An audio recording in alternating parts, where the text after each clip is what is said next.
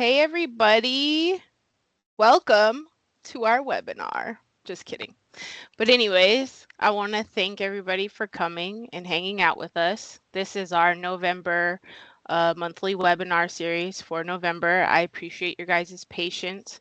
We had to postpone because last week was Thanksgiving. So we are in the following week. But this month we're going to be talking about the gift of balance, managing addiction, boundaries, and family dynamics during the holiday season. Let's face it, everybody knows that the holiday season is very stressful. It's a wonderful time, it's happy, but it's also very hard to manage everything and keep your stress levels low because there's just so much going on. So let's go ahead and get into it. Um, First, I want to give you an overview of what we're going to talk about. You're going to meet me. I'm your presenter, Leah, and I'm going to tell you a little bit about my story. Then we're going to talk about holiday stressors and triggers and how to set healthy boundaries. Then we'll talk about family dynamics, self-care strategies, building a plan so that you can get through the holidays. And then we have some resources for you guys if anybody's interested. My name is Leah Brooks. I'm the Director of Operations for NC FAMU. I have an MBA from Western Governors University. I'm originally from Boulder, Colorado. I was born and raised there. I lived there till basically college, and I went to a University of Northern Colorado. That's where I started school, and quickly figured out that I needed to work full time. So I was working full time and finished school online. I did my bachelor's and my master's at Western Governors University. And then, yeah, now I live in North Carolina in Charlotte, and I have one dog named Khaleesi. That's my baby. And I don't have any children yet, partially probably because of what we're going to talk about in this PowerPoint. But here we go. Now, I do want to tell you guys a little bit about my story, though. So I've been sober for 9.5 years. Thankfully, I was able to break that generational curse. My parents died from drugs and alcohol. My biological and my adopted parents died when I was 9 years old. So I was luckily able to turn the tables and realize that sobriety is something that I need in order to move forward in life. I was determined to graduate with my degree, but I really struggled to do that. It actually took me 10 years to get a bachelor's degree because of my drinking. So my sobriety date is 4/6/2015. That's the day that I decided that I no longer was going to drink. So that's kind of where I come from. I wanted to let you guys know that just because, you know, sometimes when you're talking about sobriety and things like that, it's easier to understand and to hear from somebody who knows what you're going through. So I do understand what you're going through and what it's like. One quote that I found online that I thought was really cool was, "Sobriety is not just about quitting, it's about creating a life that doesn't require escape." I thought that that was really cool and it resonated with me because a lot of times people are not sober or they look to other substances to comfort themselves or to self-medicate or to numb themselves. And so I thought it was really cool because, you're creating a life that you don't need to escape from. You don't need to numb yourself from. You've healed and you've gone through and done the work. And so you enjoy that life. You're not trying to escape it. I thought that that really resonated. So I wanted to share it with everybody. Okay, so first we need to understand the holiday stressors and triggers. Okay, so there's the financial pressures, buying all the gifts and going to the different events, and you have to have outfits, and you have kids, and you have families, and there's lots of social gatherings, which costs money every time you leave the house. It's probably like $100, it seems like these days. You got to buy gas, you got to do things for the holidays for the kids at school and their programs and their extracurricular activities. So it causes a lot of financial stress during the holidays. And then also there's the expectations of others and of yourself. So if I was a parent, I know my kids are expecting gifts. They're expecting to have fun and to bake cookies and to do all these things. And I might not be in the greatest headspace, but they have those expectations of me. Same thing with other family members or friends, with work. Depending on what type of job you have, it might be your busy season and they expect for you to work overtime, but you need to be with your family. There's just so many things that go in the holiday season that can cause stress. And then I would say probably the number one or two, financial, I think is up there, but grief is probably number one, if not number two. A lot of us have experienced, most of us have experienced losing someone or very sad situations, whether they were lost or not. And so the holidays usually brings that grief up because you have those past memories and you think about those loved ones that are gone, or you think about the good times that you had during this time. And it kind of can just spark up a lot of that grief. So usually the holiday season is a really hard time for people, because of that. So now that we know what these stressors are, we can kind of mitigate them and we can look at them ahead of time. And that will help us build our plan. So I wanted to kind of go over what the impact of those stressors are on addiction, recovery, and mental health during the holidays. So, how do they affect you? So individuals in recovery, they may feel overwhelmed and by unresolved family conflicts, loneliness, or unmet expectations. So it increases the risk of relapse or mental health setbacks. The reason for that is, like you may feel lonely. And so in order to make that loneliness go away, well, I could probably just drink a beer and then I'll feel better.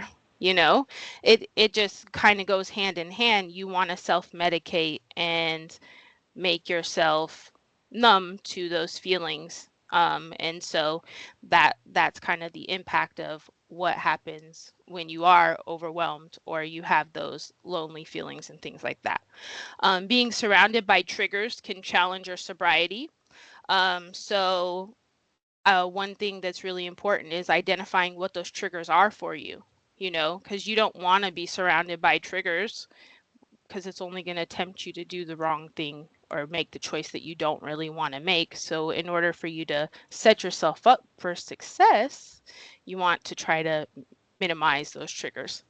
Then there's the financial stresses, of course. They can enhance your anxiety, depression. You may trigger unhealthy coping mechanisms, especially like shopping. I don't know about you, but I love retail therapy. So I love going shopping when I don't feel well. So you have to be cognizant of that. But that's how it can affect you in ways that aren't necessarily negative, but it is negative if I go and spend all my money and not paying attention and I'm just trying to soothe some sad feelings.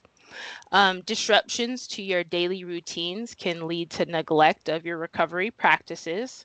So, if I go to meetings every Tuesday, but it's the holiday this week and Christmas is on Thursday and I need to wrap presents on Tuesday, I might skip going to my AA meeting instead of wrapping presents. And so when you disrupt that routine is really important for people who are in recovery. And so, sorry, one second.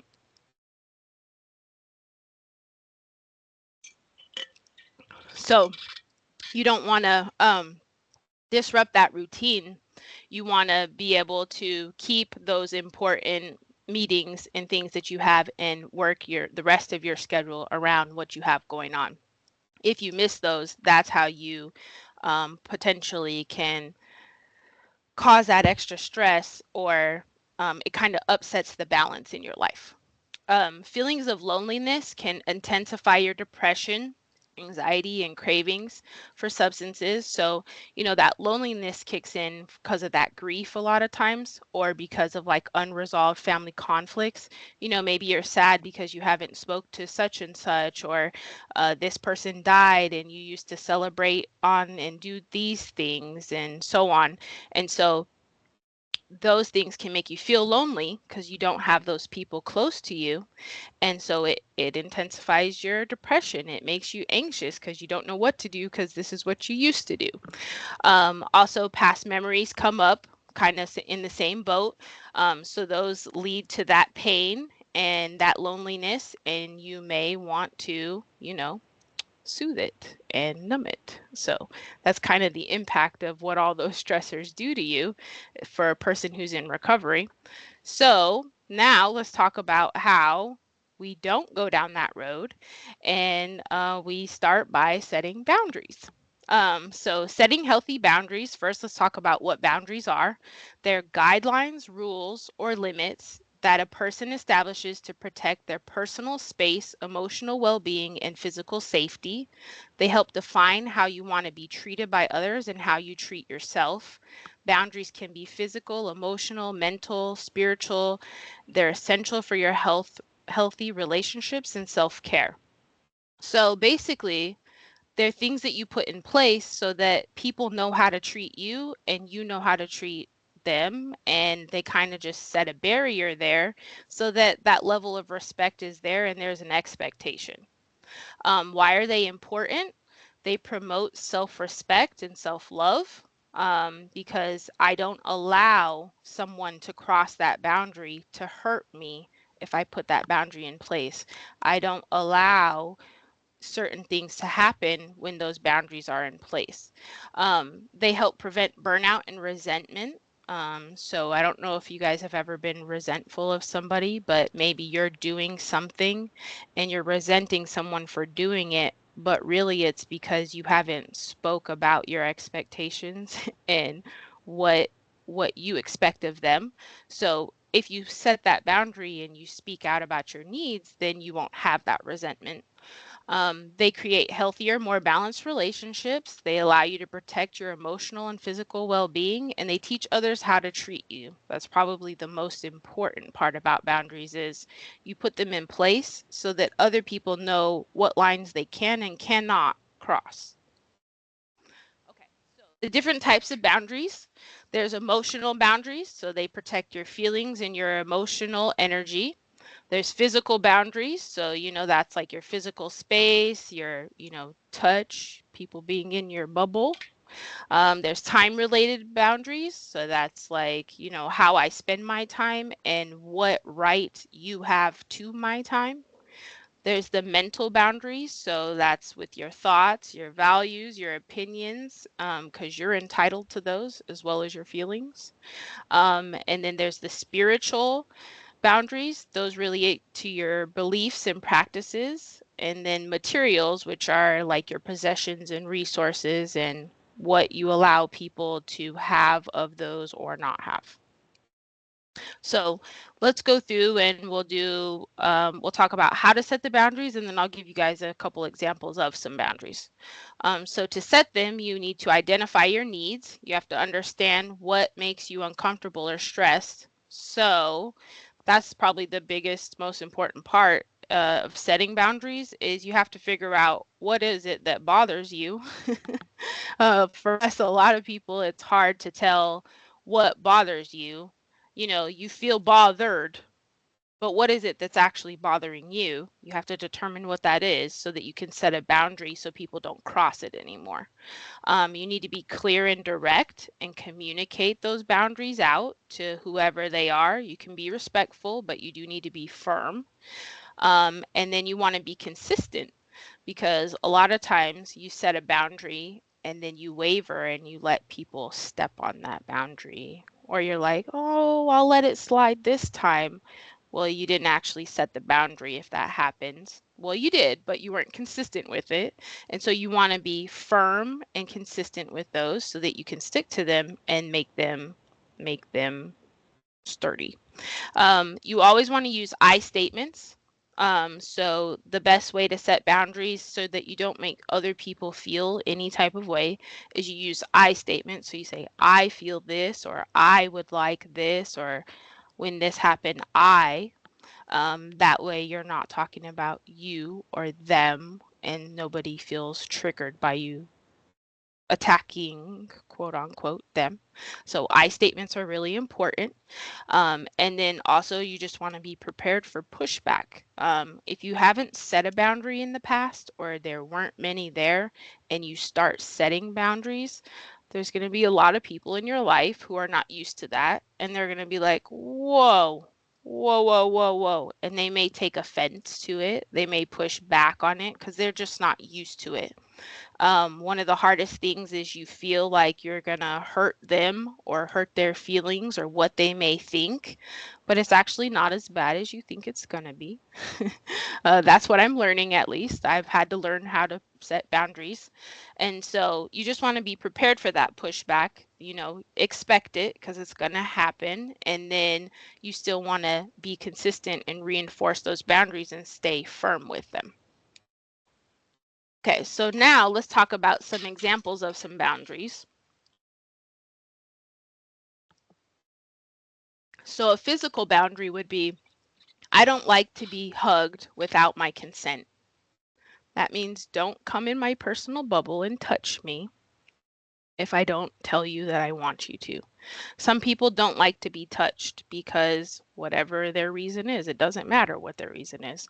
But that's a boundary saying, hey, please don't hug me unless we talk about it and I say, please give me a hug. Then that way you don't have to worry about somebody entering into your space. Another one would be an emotional boundary. So here we say, I need some time to process this before discussing it further. So when you say that, you're saying, I need to go and check in with my emotions, figure out what I'm feeling, how I'm feeling, and what I want to say or not say. So I need some time to do that, to check in, and then I'll be back. So you're setting that boundary because a lot of times people want to talk right now or they want to do something right at that moment, and you may need a moment. And so if you do, you can set this boundary and say, hey, I need a minute, and then I'm going to come back and then we can talk about this. Another way to set a boundary is simply by declining an invite to a Christmas party or to an event. I know in the past, especially in the beginning of my sobriety journey, I couldn't go hang out with people because I can't go to the bowling alley where you guys are drinking because I'm going to want to drink. And so I had to decline the invite. I love you guys, but I can't come. Maybe in a few months when I'm feeling better, but right now I can't come. So that's setting a boundary. It's not allowing yourself to be around triggers and be around places where you don't feel comfortable. Um, a time um, sorry, a time boundary, setting a time boundary. So limiting the time that you spend with certain family members or at certain locations. That's a boundary being set because, like this, I know is a place that is going to make me not feel comfortable. But I want to go there and I want to support, so I'm going to go there. But I'm actually only going to stay for 30 minutes because that's as much as I know that I can take. So that's another way to set a boundary. So we kind of in the next one, I'm happy to come and spend some time with everyone, but I want to let you know that I'm sober and I won't be drinking. If it gets too overwhelming or it's too much pressure to drink, I might leave early and I hope you understand. So you see there, we're clearly communicating, hey, I really want to come and support, but I don't know if it's going to be too much for me. So I'm going to come, I'm going to try, but I may leave. And so speaking out and giving those expectations, see, you've already clearly defined, like, I'm probably going to leave early, so don't be upset. I'm going to come. I'm not drinking, so don't offer me a drink. You're setting a lot of nice boundaries there for the event that you may attend. Okay, so now that we learned how to set boundaries, then there's, of course, navigating the family dynamics.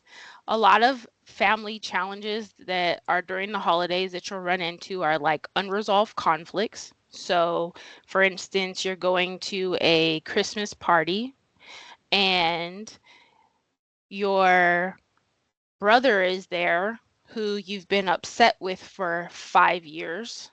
And so you're going to see him there because, of course, he's invited and you're invited. It's a family party. Well, that causes some emotional issues, some mental issues, like I'm going to not be comfortable there because I know my brother's there and we're upset at each other. I'm just making this up, by the way. But as an example, then there's also toxic behaviors. So, you may go and maybe some people know I'm sober, some people don't know I'm sober, and maybe they're like, shots for everybody. You take a shot. And they're trying to give you alcohol. I've had this happen many times to me where people have come up and they're like, you have to take a shot. And I'm like, no, I'm not going to take a shot. And they're like, no, you have to. And I'm like, no, I don't have to. And then they try again and again. And so I've had to say, hey, I'm a recovering alcoholic and I can't take a shot with you, because I had to clearly define, why I can't take a shot with you. And then they'll usually back off. But there's a lot of like overwhelming expectations and a lot of peer pressure. So you'll run into all these things because it's your family and they don't mean to do it in a negative way, probably 90% of the time. Like they're just trying to party and have fun and hang out, and they're cheerful. They may be drinking themselves, who knows? But it can get a lot, especially when you're trying to maintain your sobriety. And so you kind of just have to know what to expect and kind of to mitigate those things to maintain your sobriety. So if you get into a difficult situation, here's some tips for you. So you want to always use your I statements. So I am feeling very overwhelmed right now, so I need to go outside and take a break. Or you want to stay calm and avoid escalation. So if somebody's super angry or something, hey, let's take a minute and then let's come back. Or hey, let's go take a walk and then we can talk about this in a moment. Another one is choosing your battles wisely, because sometimes, let's be honest, it's just not worth arguing over. Um, so sometimes, you just let it go. Just let them be right or whatever the case may be. So you want to choose your battles wisely. No point in getting upset over something that's really not that important. But most importantly, you want to stay consistent with those boundaries, and you don't have to explain why you need to leave. Um, it's nice of you to explain if you want to, but you don't have to. You don't have to say, I am not okay right now and blah blah blah blah blah and I just feel da da da. You don't have to do any of that. You can just say, "Hey, I actually need to leave, and so I'm gonna see you later. Love you, bye." So just remember, in the heat of the moment, if it's a really difficult situation, like your feelings are valid, but you don't need to explain them at the moment, and you're welcome to just walk away and leave. Those would be my best tips for handling the difficult situations if you run into them. You also want to make sure to have a lot of self-care strategies during the holidays because it is such a hard time. So simplifying your plans is really, really important. A lot of times it's emotionally and mentally taxing during the holiday season because of all the things that we've talked about. And so, you know, not signing up for too many parties. That's simplify your plans, bring it down. Okay, this holiday season, I'm only going to go to one Christmas party because that's all I can handle, and I'm only going to be there for 1 hour. Um, you want to prioritize the happy activities, the things that you enjoy. Like I want to go to the spa, or I want to hang out and watch the Elf movie and decorate my Christmas tree. Whatever makes you happy during this season, you want to prioritize that, because it is a lot of times for people a very sad season as well. So you want to prioritize the happy stuff. You, of course, want to practice mindfulness, maybe do some meditation, that type of stuff. And you want to also do your physical health. So make sure you're still doing your workouts and you're getting your sleep and that type of stuff. If there's a lot going on, sometimes you just need to take a break. Maybe you just need to go outside and get some fresh air for 15 minutes. Or maybe you need to take a nap for an hour before you go to the next event, whatever the case may be. And then, most importantly, you need to communicate your needs to whoever is around that needs to know them. So if you need to take a break, say that. If you need someone to do something for you, say that. It's okay for you to communicate that and ask for help. That's why this is your family and your loved ones. They're your support system. So you just pull them aside and say, hey, this is what I need. And they'll listen, I guarantee. Okay, so you want to set yourself up for success. So you want to have a holiday survival plan. So you want to create a personal plan, and then there's tips to maintain sobriety here. They kind of go hand in hand. So on creating your personal plan, you want to identify your stressors and triggers ahead of time. So you also want to avoid going to triggering environments. So like, oh, I know it's going to trigger me to want to drink if I go to the bowling alley because they're going to be drinking there. So actually, I'm going to go and not bowl so that I won't be in the game and I can leave at any point in time that I would like. There you go. Okay, set realistic expectations for others and yourself. So, you know, you have expectations of others and they have expectations of you, but you also have expectations of yourself. So just make sure you don't expect too much. That's the key there. I'm really bad at it. I have really high expectations for myself, and I get really hard and down on myself when I don't meet those expectations. So I've had to learn how to lower those expectations, not in a negative way, but kind of like how you simplify your plan and kind of just say, okay, this is the level that I'm operating right here. I need to make sure to not go above that right now so that I can maintain my sobriety.